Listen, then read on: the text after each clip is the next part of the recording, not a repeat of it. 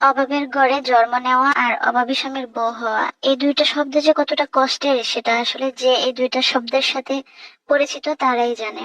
একটা সময় আমি গার্মেন্টসে চাকরি করতাম, গার্মেন্টস থেকে এনেই বাবা মা বিয়ে দিয়েছিলেন, তাও অভাবী একটা ছেলে দেখিয়ে বিয়ে দিয়েছিলেন। এটা নিয়ে আমার কোনো আক্ষেপ নাই, কারণ ছোটবেলা থেকেই অভাবের সাথেই আমরা বড় হয়েছি। আমার কখনো মনে পড়ে না যে বাবার বাড়িতে 3 বেলা আমরা ভাত খেয়েছি, এরকমটা কখনোই হয়নি। একটা সময় আমার মা বাবা দুজনেই গার্মেন্টসে চাকরি করতেন, আর তখনই এরকম হতো যে আমরা একবেলা ভাত খেতাম, কিংবা আরেক বেলা আমরা রুটি খেতাম। এরকমটাই হয়তো, হয়তোবা অনেকে এখন শখ করেই বড়লোকি খাবার রুটি খায় রাত্রের বেলা। আমরা কিন্তু অভাবে খেয়েছিলাম, কারণ আমরা 4 ভাই বোন, বাবা মা দুজন, আমার দাদিও থাকতেন আমাদের সাথে। টোটাল আমরা এতগুলা মানুষ, 7 জন 8 জন, মাঝে মাঝে মেহমানও আসতো। কিন্তু মেহমানকে খাবার দিলে আমরা খেতে পারতাম না। আমরা যখন ঢাকায় থাকতাম, আব্বা আম্মা দুজনে গার্মেন্টসে চাকরি করতেন। আমরা ছোট ছোট 4 ভাই বোন, আমার দাদি আমাদের সাথে থাকতেন। আব্বা আম্মাও খুব অভাবে জীবনযাপন কাটিয়েছিলেন। ওই অভাবের সংসারে আমরা 4 ভাই বোনের জন্ম। মা বাবা তো কখনো ছেলে মেয়েদেরকে মেরে ফেলতে পারে না, কারণ মা বাবার কাছে ছেলে সন্তান সবসময় অনেক আদরের, অনেক প্রিয়। আমার মা বাবাও কিন্তু অভাবে মা বাবার সংসার থেকেই এসেছেন। অভাবে অভাবে আমাদের এই পর্যন্ত প্রত্যেকটা জায়গায় অভাব, নানার বাড়িতে অভাব, দাদার বাড়িতে অভাব, বাপের অভাব, মায়ের অভাব, শ্বশুর বাড়িতে অভাব। আমরা সবসময় অভাব দেখে দেখেই বড় হয়েছি। আমার কখনো এগুলা নিয়ে আলাদা করে কোনো কিছু আমার অনুভূতি হয়নি, কারণ অভাব দেখে আমরা অভ্যস্ত। এমনও হয়েছে আব্বা আম্মা দুইজন অফিস শেষ করে এসে বাসায় রান্না বান্না করে আমাদেরকে খাইয়ে দিয়ে ঘুম পাড়িয়ে দিতেন। আমরা তখন বস্তির একটা স্কুলে পড়াশোনা করতাম। আমার স্পষ্ট মনে আছে, পড়াশোনা আর কতটুকুই পারতাম, বাবা মা অনেক শিক্ষিত ছিলেন না। বাবা মা পড়াশোনা না জানলে ছেলে সন্তানের যা হয় আর কি। আর অভাবের ছেলে মেয়েদের আর পড়াশোনার কি আছে। এমনও হয়েছে যে আমরা কত জায়গায় যে মানুষের কাছে হাত পেতেছি। বাপ মা একটা সময় ফিরে আসছে গ্রামে, গার্মেন্টসের চাকরি ছেড়েই 4 ছেলে মেয়েকে নিয়েই ফিরে এসেছেন। আমরা যখন ঢাকায় থাকতাম তখন বাবা মা এক রুমে থাকতেন। আমরা 4 ভাই বোন এবং আমার দাদি, আমরা 5 জন এক রুমে থাকতাম। এমনও হয়েছে যে আমরা খালি বিছানায়ও শুয়ে পড়তে হয়েছে, এতটা অভাব ছিল। আমি জানি যে যারা গার্মেন্টসে চাকরি করেন কিংবা এই খারাপ অবস্থায় থাকে, তারা জানে কতটা কষ্ট করে সংসার চালাতে হয়। গার্মেন্টসেও কিন্তু অনেক ভালো মন্দ পোস্ট আছে। বাবা মার যেহেতু পড়াশোনা ছিল না, সেহেতু বাবা মা এই যে সুতা, কাপড় সেলাই করা, এগুলাই করতেন। আর এগুলা করে যারা সংসার চালায় তাদের যে কি কষ্ট সেটা তারা ভালো জানে। আমরা যখন গ্রামে ফিরে আসি তখন আমার আব্বা মানুষের জমি টমিতে চাষ করতেন। মানুষের হাঁস হাঁস পালতো, গরু পালতো, মানুষের ছাগল পালতো, এগুলা করতো। মানুষের জমি দেখতো। আম্মাও মানুষের ঘরে ঘরে কাজ করতেন। আমরা আস্তে আস্তে বড় হলাম, 4 ভাই বোনকেই স্কুলে দিল। এই আর কতটুক পড়া, 6 7 8 9 এরকম ভাবে আমরা পড়াশোনা করছি।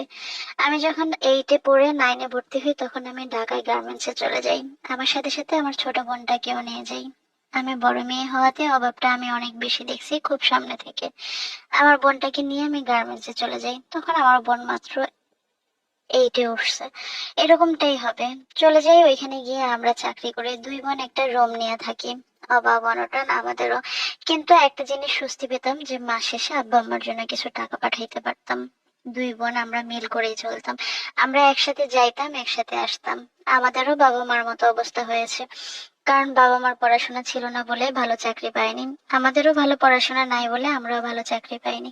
সেখানে অনেক ভালো মন্দ লোকের সাথে পরিচয়, অনেক ভালো লাগা মন্দ লাগার সাথে আমরা চলতাম। কিন্তু কখনো এটা এটা চিন্তা করিনি যে গার্মেন্টসের কোনো ছেলেকে ভালোবেসে বিয়ে করে ফেলবো। সবসময় নিজের অভাব, নিজের বাবা মার কষ্টগুলা চোখের সামনে অনেক বেশি ভাসতো। ছোট 2টা ভাই, তারাও পড়াশোনা করে, তবে তাদেরকে গ্রামেই রাখা হয়েছে। আমরা 2 বোন ঢাকা গিয়ে অনেক কষ্ট করেছি। হঠাৎই একদিন আব্বা আম্মা আমাকে ফোন করলে বাড়িতে আসার জন্য, বলল আমিও চলে আসি কোনো কিছু চিন্তা না করে। এসে দেখি আব্বা আম্মা আমাকে বিয়ে দেওয়ার জন্য চিন্তা করলো। ছেলেদের সংসারও অনেক অভাবের সংসার। ছেলে ঢাকাতে একটা চাকরি করে, তবে ছেলে বিদেশ চলে যাবে। তাদেরকে কিছু টাকা পয়সা দিলেই আমার বিয়েটা হয়ে যাবে। এক কথায় বলতে পারেন যৌতুক। আমি প্রথমে রাজি হইনি, কারণ আমার আব্বার এত অভাব ছিল যে সেখানে কাউকে আদর আপ্যায়ন করবে এরকম কোনো অবস্থা ছিল না। তবে আমি সবসময় কিছু টাকা সঞ্চয় করতাম, সেটা আমার মা বাবাও জানতো। সবাই বুঝিয়ে সুঝিয়ে তাদেরকে 2 লাখ টাকার বিনিময়ে আমার বিয়েটা হয়ে গেল। আমার আব্বা আম্মা যতটুকু পেরেছেন ততটুকু আদর আপ্যায়ন করে আমার অনুষ্ঠান করে আমাদেরকে বিদায় করেছেন। আমি শ্বশুর বাড়িতে চলে যাই। সেখানে গিয়েও আমি যা দেখেছি তা হয়তোবা আমার জন্যই প্রাপ্য ছিল। সেখানেও অভাব অনটন। আমরা একবেলা খেয়ে আরেক বেলা না খেয়ে থাকতে হতো। আমার বিয়ের প্রায় 3 বছর পর আমার স্বামী বিদেশ যায়। এই 3 বছর আমাদের যে কি কষ্ট হয়েছে, আমার স্বামীও পড়াশোনা করেনি, যার কারণে দেশে তো কিছু করার প্রশ্নই আসে না। সেও আজকে এখানে কালকে সেখানে এভাবেই ঢাকা শহরে কাজ করতো।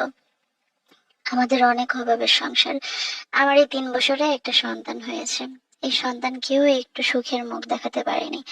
অভাব অনটন, কোনোদিন অসুস্থতায় একেবারে শেষ হয়ে গেলেও আমি একটু ডাক্তারের কাছে নিতে পারতাম না। কারণ আমাদের দেশে ডাক্তারের কাছে নেওয়া মানে 4-5 হাজার টাকা করে খরচ হওয়া, সেটা আমার পক্ষে যোগান দেওয়া অনেক কষ্টের ছিল। আমার সন্তান যখন একটু একটু করে হাঁটতে পারে, কথা বলতে পারে, কত খাবারের কথা বলতো, কত কিছু খাইতে চাইতো, আমি দিতে পারতাম না। কারণ আমার পক্ষে সম্ভবই ছিল না। আর স্বামী বেকার থাকলে, বাবা মার কিছু না থাকলে একটা মেয়ের কোথাও শান্তি নেই। শ্বশুর বাড়িতেও ঝগড়া ঝাঁটি ঝামেলা, অভাবী সংসার গুলোতে অনেক বেশি ঝগড়া হয়, অনেক বেশি ঝামেলা হয়। সবার চাহিদা একটু ব্যতিক্রম থাকে। আমার আফসোস একটাই, আমি শ্বশুর বাড়িতে কখনো আমার মা বাবাকে এনে ভালো মন্দ খাওয়াতে পারিনি। আবার আমার শ্বশুর শাশুড়িকে নিয়েও বাবার বাড়িতে ভালো মন্দ খাওয়াতে পারিনি। এমনটা হয় যে হয়তোবা ব্রয়লার মুরগি কিনে, 1 কেজি গরুর গোস্ত কিনে, ওই একটা তেলাপিয়া ফাঙ্গাস কিংবা রুই কাতল, কাতল মাছ তো কিনতেই পারিনি, ফাঙ্গাস, এগুলো দিয়ে আদর আপ্যায়ন করা হতো। এই জিনিসগুলো আমাকে অনেক বেশি কষ্ট দেয়, আমাকে অনেক বেশি ভাবায়।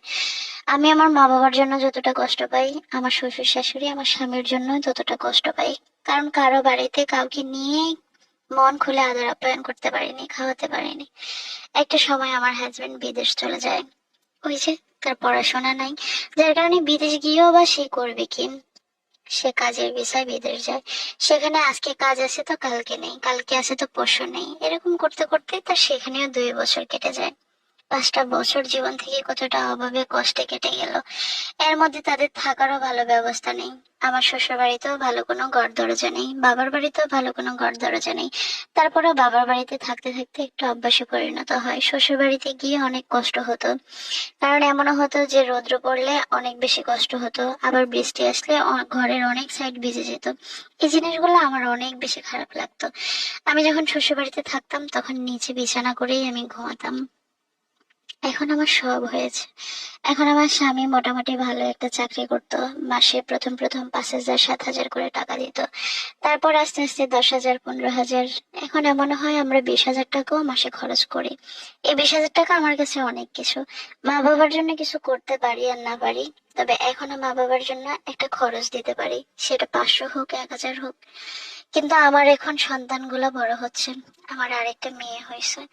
আমার মেয়েগুলা, আমার সংসারের খরচ সবকিছু মিলিয়ে আমার কাছে এখন অবাক লাগে। এমন সংসার আমি করেছি যে আমি না খেয়ে দিন পার করেছি। আমার একবেলা খাবার জুটলে আরেক বেলা জুটেনি। আমার মা বাবাকে আমি একটা দামি শাড়ি কখনো পরতে দেখিনি, বাবাকে দামি পাঞ্জাবি পরতে দেখিনি। অভাব অনটনে আমরা এই পর্যন্ত আসলাম। এখন আমি আমার মা বাবাকে 400-500 টাকা দিয়েও কাপড় কিনে দেই।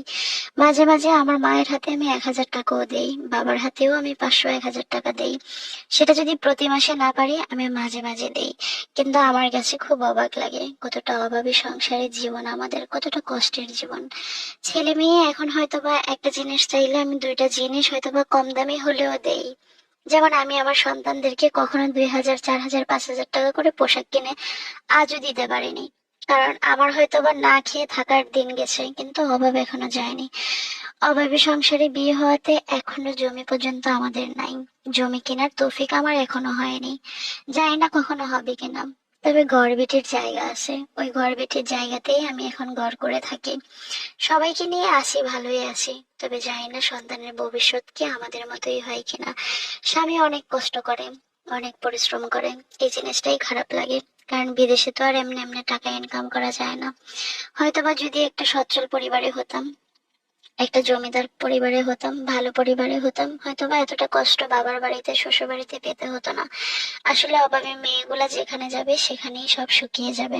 আমার কাছে কেন জানি নিজেকে খুব অপরাধী মনে হয়। কেন অভাবীর সংসার জন্ম নিলাম, কেন অভাবীর বউ হলাম। স্বামীর সাথে মনোমালিন্য হলেও আমি অনেক কাঁদি, না হলেও কাঁদি। কারণ অভাবটা আমি খুব সামনে থেকে দেখেছি। শ্বশুর বাড়িতে অপমান হয়েছি, বাবার বাড়িতে না খেয়েছিলাম, শ্বশুর বাড়িতে না খেয়েছিলাম, সাথে অত্যাচারিত হয়েছি, অপমানিত হয়েছি, কষ্ট পেয়েছি তাদের আদর আপ্যায়ন না করতে পেরে। কত রকমের লাঞ্ছনার শিকার হয়েছি। স্বামী এখন চেষ্টা করে মাসে 15,000 20,000 টাকা দেওয়ার, কিন্তু আমার মনে হয় যে 15-20 হাজার টাকা আমার কাছে 15-20 লাখের মতো লাগে। এই গল্পটা আমাকে দিনাজপুর থেকে সুমি নামে একটা আপু পাঠিয়েছেন। আসলে আপু কি বলবো, আপনার অভাবের গল্প শুনতে শুনতে আমিও হারিয়ে গিয়েছি। জীবনটা এরকমই বোন, এটা সত্যি বলেছেন যে অভাবের ঘরে জন্ম নিলে অভাবের ঘরেরই বউ হতে হয়। আসলে কি জানেন, আমাদের সমাজে কেউ কাউকে উঠিয়ে দেওয়ার নাই, তবে ফেলে দেওয়ার অনেক লোক আছে। অভাবী জীবনগুলাকে মানুষ কখনো প্রাণ দিতে পারে না। অভাবের মানুষের একবেলা খাবার জোগাড় হয়তো বা দেওয়া সম্ভব, কিন্তু সারা জীবনের অভাব দূর করে দেওয়া সম্ভব না। এই পৃথিবীতে প্রত্যেকটা মানুষেরই অনেক অভাব আছে, অনেক অনটন আছে। তবে আপু এটা ভাগ্য করে হয়তো বা আপনি অভাবী হয়ে দুনিয়াতে এসেছেন, আপনার পরিবার এসেছে, এখানে আসলে কারো হাত নেই। এখন ভালো আছেন, আলহামদুলিল্লাহ। আমার মা বাবাও অভাবে ছিলেন, আমরা কিন্তু অভাব দেখিনি। আমার মা বাবার কাছে গল্প শুনি যে ওনারা কতটুকু স্ট্রাগল করেছেন লাইফে, আমাদেরকে উচ্চশিক্ষিত করার জন্য, পড়াশোনার জন্য এতগুলা ভাই বোনকে কিভাবে কষ্ট করে পরিশ্রম করে মানুষ করেছেন। তবে হ্যাঁ, আমরা, আপনি যে অভাবের গল্প প্রকাশ করেছেন ওই অভাবে কখনোই ছিলাম না। হয়তো বা আগের যুগের প্রত্যেকটা মানুষেরই এরকম ছিল, ওনাদের নগদ ক্যাশের অভাব ছিল। আমার পরিবারেরও নগদ ক্যাশের অভাব ছিল। আমার মা বাবা কিন্তু অনেক সুন্দর জীবন যাপন করেছেন। আমার নানার বাড়িরা কিন্তু অনেক জমিদার বংশের ছিলেন, কিন্তু তাও ওনাকে একজন শিক্ষিত ছেলে দেখে বিয়ে দেওয়া হয়েছে, কিন্তু উনি ওনার বাপের বাড়ির মতো আভিজাত্য পাননি। তো এখানে এসে আমার মাও কম বেশি স্ট্রাগল করেছেন, আলহামদুলিল্লাহ। এখন তো ওনার বিলাসিতা জীবন, বিলাসী জীবন, আলহামদুলিল্লাহ। ছেলে মেয়ে, স্বামী, সংসার সবকিছু নিয়ে অনেক হ্যাপি। এটা প্রত্যেকটা মানুষের জীবনেই অভাব থাকে বোন, কারো জীবনে বেশি, কারো জীবনে কম। তবে দোয়া করি আপনার সন্তানদের জীবনে যেন অভাব না থাকে, আপনার বাকি জীবনে যেন অভাব না থাকে। আসলে ভালো মানুষ আমার মনে হয় যে জীবনে ভেরি ইম্পর্টেন্ট। অভাব অনটন এগুলা মেনে নেওয়া যায়। আপনার স্বামী ভালো, আপনি ভালো, দুটো পরিবারকে নিয়ে হাসি আনন্দে আছেন, এটা কম কথায়। অভাব জীবনে থাকবেই, অভাব আসবে যাবে, এগুলো চিরস্থায়ী না। আজকে অভাবে থাকবে, কালকে আবার ভালো থাকবে। ভালো থাকুন আপু, সবাইকে নিয়ে হাসি খুশি থাকুন বোন, দোয়া করি। আল্লাহ হাফেজ বোন।